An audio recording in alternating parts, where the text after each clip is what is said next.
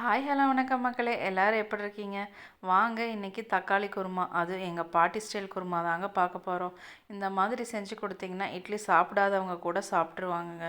இந்த தக்காளி குருமா இட்லிக்கு மட்டும் இல்லை, இட்லி, தோசை, சப்பாத்தி, ஏன் சாப்பாட்டுக்கும் கூட ஊற்றி சாப்பிட்லாங்க. நாங்கள் சின்ன வயசில் ஊருக்கு போனால் இந்த மாதிரி தான் செஞ்சு கொடுப்பாங்க. இப்போ நாங்கள் எங்கள் குழந்தைங்களுக்கு இந்த மாதிரி செஞ்சு கொடுக்குறோங்க. நல்லா விரும்பி சாப்பிட்றாங்க.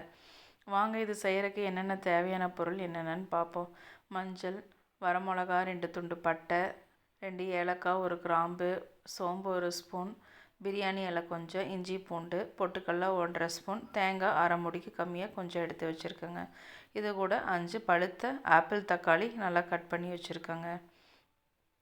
பாருங்கள், இப்போ மிக்சியில் தேங்காய், பொட்டுக்கடலை, இஞ்சி பூண்டு, மஞ்சள், சோம்பு, பட்டை, கிராம்பு, இது கூடவே தேவையான அளவு உப்பு, வரமிளகா, இது எல்லாத்தையுமே போட்டு கொஞ்சம் கொரகொரப்பாக அரைச்சிக்கோங்க. ஃபஸ்ட்டே தக்காளி போட்டிங்கன்னா நம்ம தேங்காய் கொஞ்சம் அரையாது. அதனால் நம்ம இதெல்லாமே அரைச்சதுக்கப்புறம் கொஞ்சம் அரைச்சி எடுத்து வச்சதுக்கப்புறம் அது கூடவே நம்ம கடைசியில் தக்காளி போட்டு அரைச்சிக்கலாங்க. இந்த மாதிரி செஞ்சு கொடுத்தீங்கன்னா நல்லா குழந்தைங்க விரும்பி சாப்பிடுவாங்க.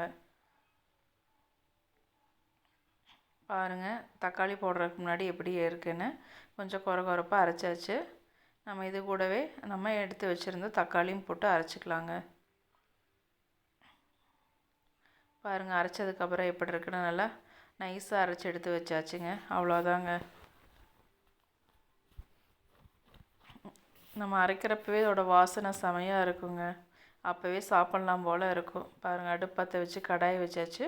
அதில் எண்ணெய் ஊற்றி நம்ம இதுக்கு கடுகு போடக்கூடாதுங்க.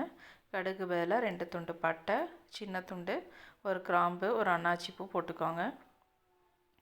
1 பிரியாணி இலை சின்ன துண்டு. இந்த குருமாவுக்கு வெங்காயம் நீல வாக்கில் கட் பண்ணணும். நான் ஒரு பெரிய வெங்காயம் நீல வாக்கில் கட் பண்ணியிருக்கேங்க. அது கூட கருவேப்பிலை, இது ரெண்டையும் கொஞ்சம் உப்பு போட்டு நல்லா 1 நிமிஷம் நல்லா வதக்கிக்கோங்க. அதுக்கப்புறம் நம்ம அரைச்சி வச்சுருந்த மசாலா இதில் எடுத்து ஊற்றிக்கோங்க. நம்ம மசாலா கொஞ்சம் கெட்டியாக இருக்கும், அதனால் வேணுங்கிற அளவுக்கு உங்களுக்கு தண்ணி ஊற்றிக்கோங்க. நல்லா பச்சை வாசனை போகிற வரைக்கும் நல்லா கொதிக்க விடுங்க. ஒரு 5 நிமிஷம். 5 நிமிஷம் கழித்து பாருங்கள், நல்லா பச்சை வாசனை போயிடும்.